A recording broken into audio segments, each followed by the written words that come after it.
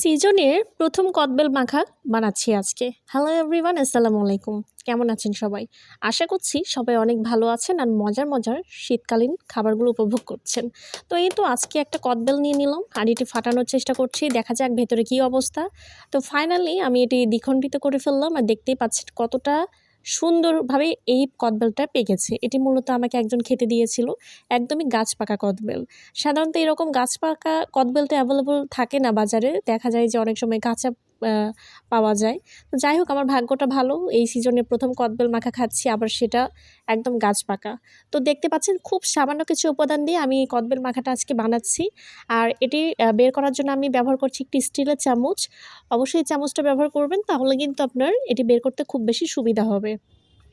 একটা স্টিলের বাটি নিয়েছি এবং এতে আমি এই কদবেলটা সুন্দর মতো বের করে নিচ্ছি। আর এখানে যদি আপনার একটু প্রবলেম মনে হয়, আপনি চাইলে একটু রেখে দিতে পারেন, অথবা আপনি চাইলে এমনিতেও বিট লবণ দিয়ে খেতে পারেন।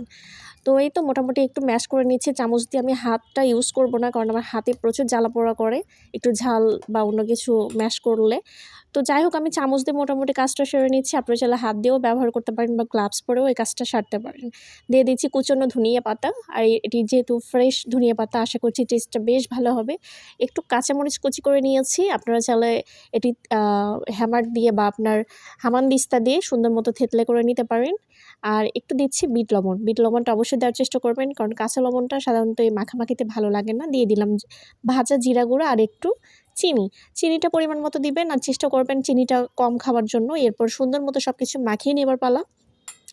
আর আমার অলরেডি জিভে পানি চলে এসেছে। জানি না আপনাদের কার কেমন ফিল হচ্ছে। তো দেখতেই পাচ্ছেন মোটামুটি যখন এটি রেডি হয়ে যাবে, এরপরে শুধুমাত্র বাকি রইল একটু সরিষার তেল। আপনারা চাইলে এটাও স্কিপ করতে পারেন, কিন্তু আমার মনে হয় যেকোনো মাখামাখিতে একটু সরিষার তেল না হলে যেন সব কিছু জমতে চায় না।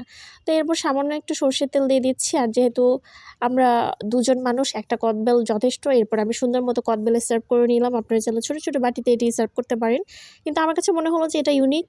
আর কেমন লাগছে দেখতে অবশ্যই কমেন্ট করে জানাবেন। সবাই ভালো থাকবেন। ধন্যবাদ সবাইকে।